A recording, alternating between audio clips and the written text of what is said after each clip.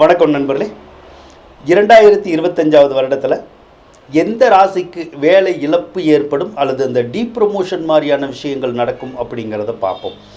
அப்போ நான் குறிப்பிடுற ராசிகளுக்கு வேலையில் ஏதாவது ஒரு விஷயத்தில் பாதிப்பு வரும். ஒன்று நாமளே வேலையை விட்டு வரணும் அப்படிங்கிற மாதிரியான எண்ணங்கள் வந்துடும் ஒரு நிறுவனத்திலேருந்து, அல்லது ஒரு சில கம்பெனியில் வேலை பார்க்குறவங்களுக்கு கம்பெனியே நம்மளை வேலையை விட்டு நீக்கிற மாதிரியான சூழ்நிலைகள் வரலாம், அல்லது கம்பெனியே கூட திவால் ஆகலாம்.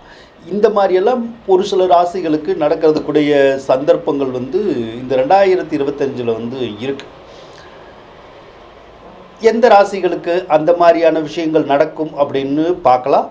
அதே மாதிரி நான் எந்த ராசிக்கு சொல்கிறேனோ அந்த ராசிக்காரர்கள் மட்டும் வேலையில் கவனமாக இருக்கணும்.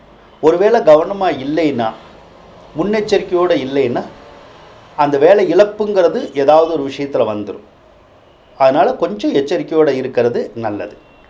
துலாம் ராசிக்கும் மிதுன ராசிக்கும் 2025 வருடம் முழுவதுமே அந்த யோகம் இருக்கும், வேலை இழப்பு யோகம்.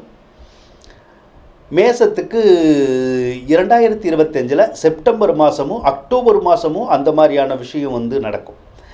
கடகராசிக்கு 2025 மே மாதத்துக்குள்ளேயே இந்த மாதிரியான பிரச்சனைகள் வரும், அல்லது மே மாதத்துக்குள்ளே வரலை அப்படின்னாலும் 2025 நவம்பர் டிசம்பர் மாதங்களில் அந்த நேரத்தில் தான் அந்த வேலை இழப்புங்கிறது ஏற்படும். கவனமாக இருக்கணும்.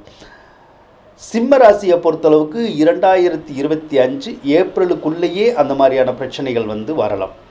கன்னிக்கு 2025 மே மாதத்துக்கு அப்புறமா தான் அந்த வேலை இழப்புகள் வரும். விருச்சிகத்துக்கு ஏப்ரல் மே ஜூன் இருக்கு இல்லையா, அந்த காலத்தில் வருங்க. தனுசுக்கு செப்டம்பர் மாதமும் அக்டோபர் மாதமும் அந்த மாதிரி இருக்கும். மகரத்துக்கு 2025 மே மாதம் வரைக்கும் இருக்கும். மீனத்துக்கு 2025 நவம்பர் மாதம்தான் அந்த மாதிரியான பிரச்சனைகள் வரும்.